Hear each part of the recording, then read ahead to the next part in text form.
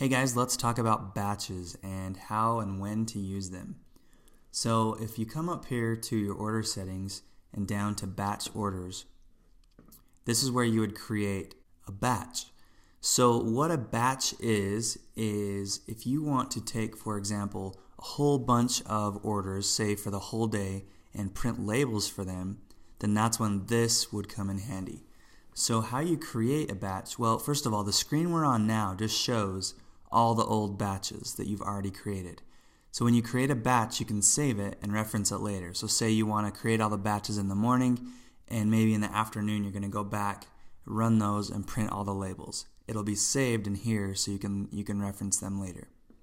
So on this page you have a filter so you can find old batches, and since we don't have any now, it isn't showing any.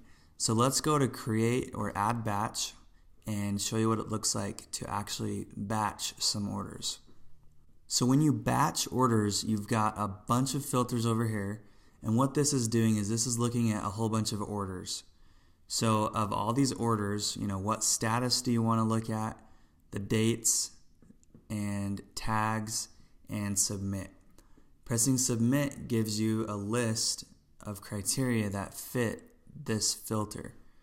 So once you have this list, you can go ahead and select all of them or just a couple of them, and then go down to your options, and if you'd like to give it a name so you can reference it later.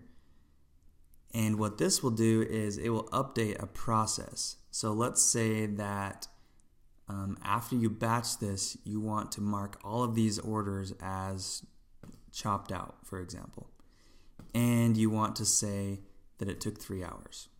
This data will be used in the job costing features of the site. And then most importantly, choose your exporter. So these are exporters that were created up here in this section of the site. So you've pre-created exporters. They were created here and within the products of your site, and you're sending the data from your products out to different exporters. So we've already configured these.